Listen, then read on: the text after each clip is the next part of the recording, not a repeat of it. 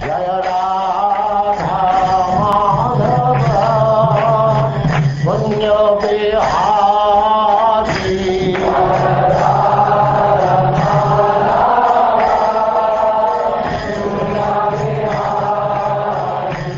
And now chapter 17, the descent of the river Ganges.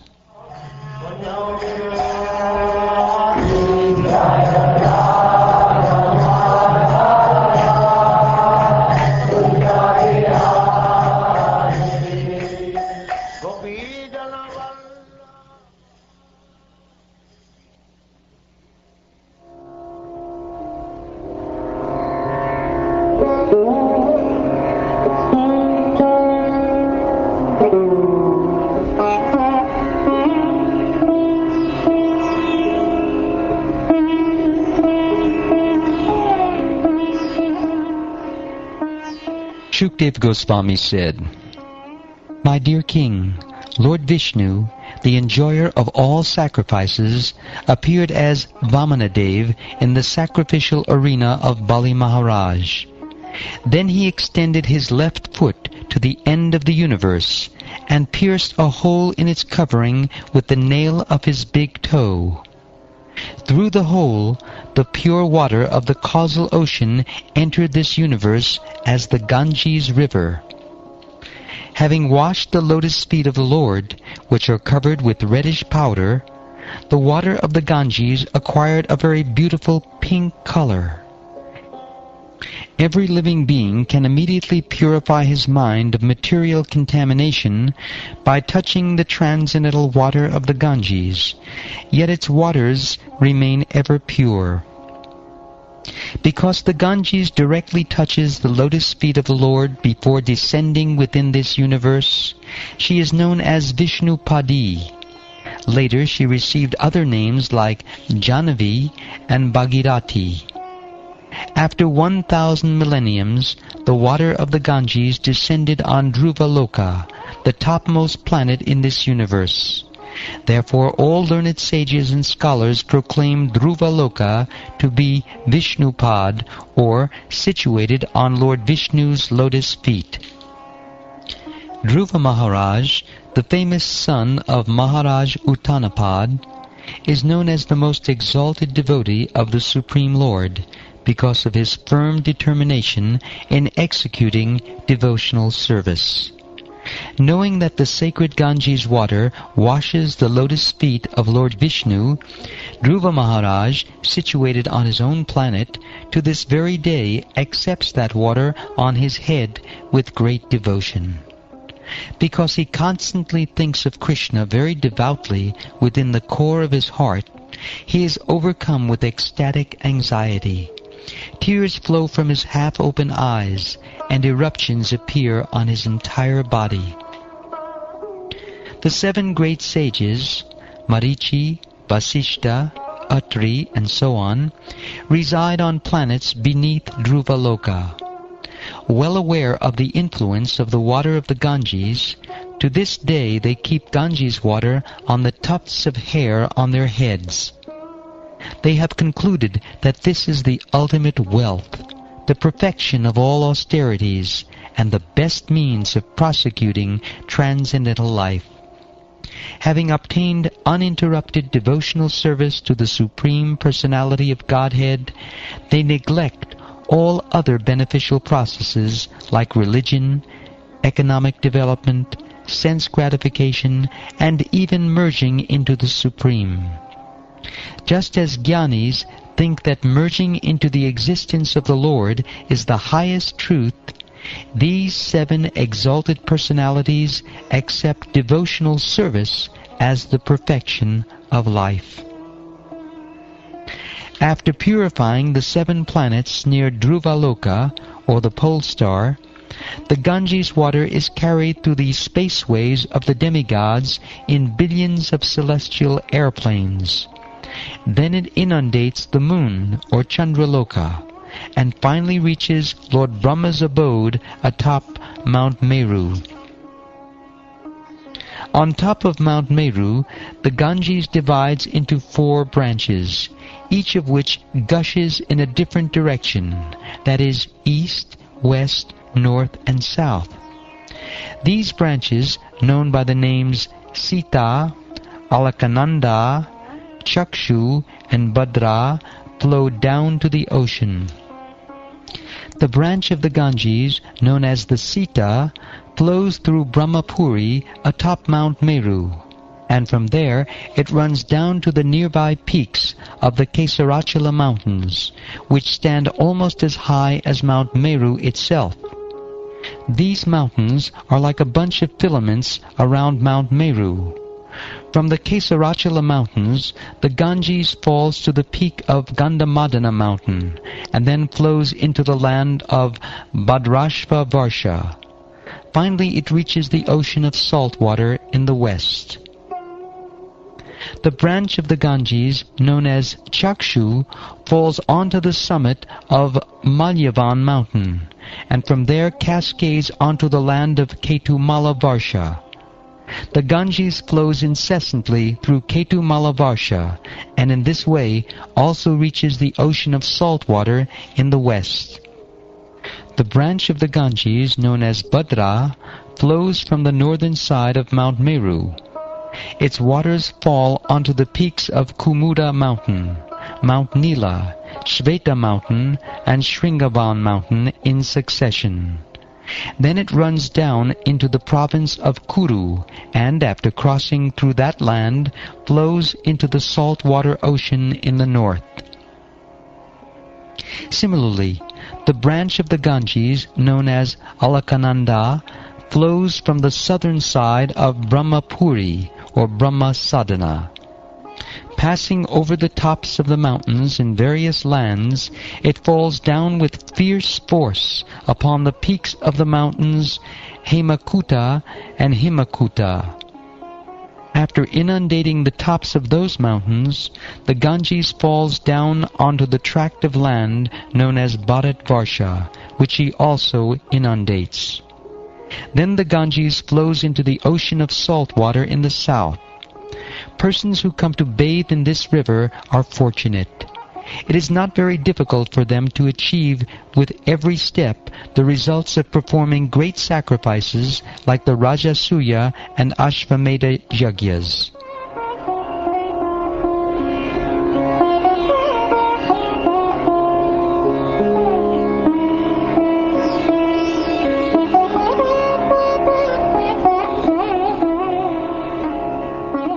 Many other rivers, both big and small, flow from the top of Mount Meru. These rivers are like daughters of the mountain, and they flow to the various tracts of land in hundreds of branches. Among the 9 Varshas, the tract of land known as Bharatvarsha is understood to be the field of fruitive activities. Learned scholars and saintly persons declare the other 8 Varshas to be meant for very highly elevated pious persons. After returning from the heavenly planets, they enjoy the remaining results of their pious activities in these 8 earthly Varshas. In these 8 Varshas, or tracts of land, human beings live 10,000 years according to earthly calculations. All the inhabitants are almost like demigods. They have the bodily strength of 10,000 elephants. Indeed, their bodies are as sturdy as thunderbolts. The youthful duration of their lives is very pleasing, and both men and women enjoy sexual union with great pleasure for a long time. After years of sensual pleasure, when a balance of 1 year of life remains, the wife conceives a child. Thus, the standard of pleasure for the residents of these heavenly regions is exactly like that of the human beings who lived during Treta Yuga. In each of those tracts of land, there are many gardens filled with flowers and fruits according to the season, and there are beautifully decorated hermitages as well. Between the great mountains demarcating the borders of those lands lie enormous lakes of clear water filled with newly grown lotus flowers. Aquatic birds such as swans, ducks, water chickens, and cranes become greatly excited by the fragrance of lotus flowers, and the charming sound of bumblebees fills the air.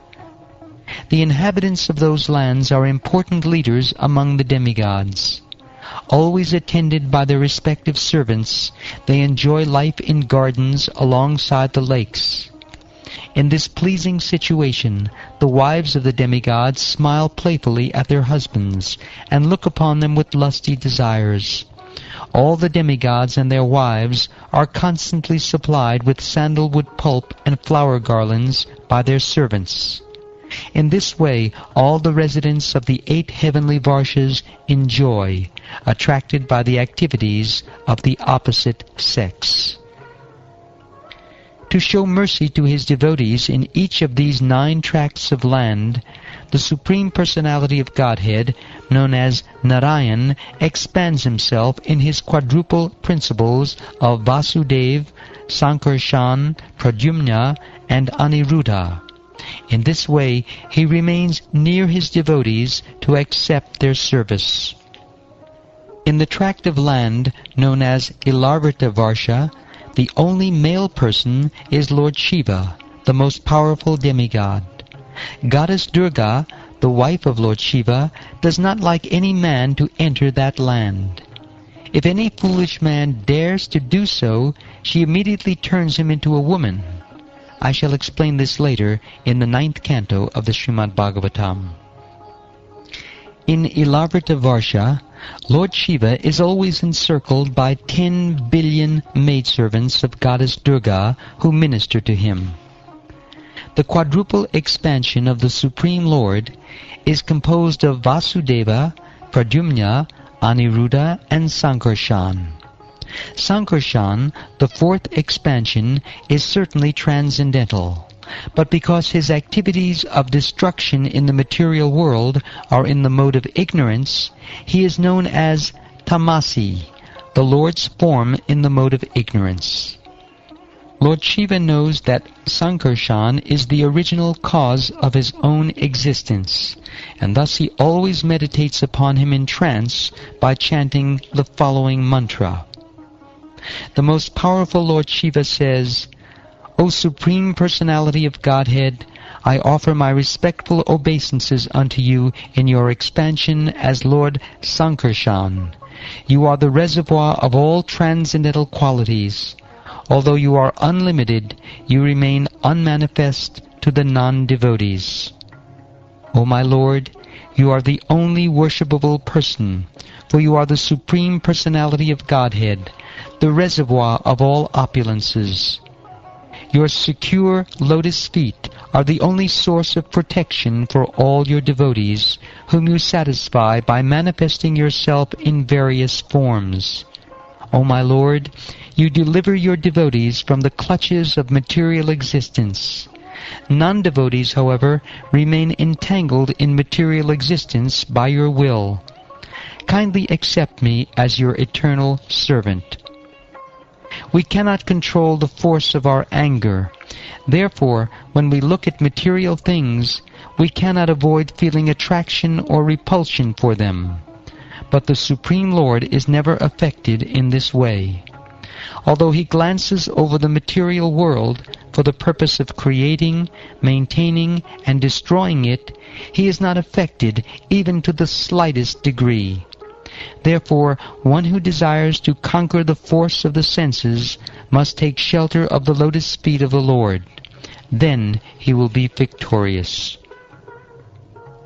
For persons with impure vision, the Supreme Lord's eyes appear like those of someone who indiscriminately drinks intoxicating beverages. Thus bewildered, such unintelligent persons become angry at the Supreme Lord, and due to their angry mood, the Lord himself appears angry and very fearful. However, this is an illusion. When the wives of the serpent demon were agitated by the touch of the Lord's lotus feet, due to shyness they could proceed no further in their worship of him. Yet the Lord remained unagitated by their touch, for he is equipoised in all circumstances. Therefore, who will not worship the Supreme Personality of Godhead? Lord Shiva continued, all the great sages accept the Lord as the source of creation, maintenance, and destruction, although he actually has nothing to do with these activities. Therefore, the Lord is called unlimited. Although the Lord in his incarnation as Shesha holds all the universes on his hoods, each universe feels no heavier than a mustard seed to him.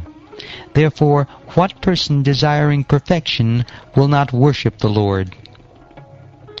From that Supreme Personality of Godhead appears Lord Brahma, whose body is made from the total material energy, the reservoir of intelligence predominated by the passionate mode of material nature.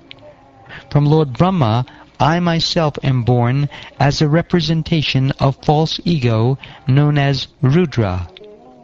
By my own power, I create all the other demigods, the 5 elements, and the senses. Therefore, I worship the Supreme Personality of Godhead, who is greater than any of us, and under whose control are situated all the demigods, material elements, and senses, and even Lord Brahma and I myself, like birds bound by a rope. Only by the Lord's grace can we create, maintain, and annihilate the material world. Therefore I offer my respectful obeisances unto the Supreme Being. The illusory energy of the Supreme Personality of Godhead binds all of us conditioned souls to this material world. Therefore, without being favored by him, persons like us cannot understand how to get out of that illusory energy. Let me offer my respectful obeisances unto the Lord, who is the cause of creation and annihilation.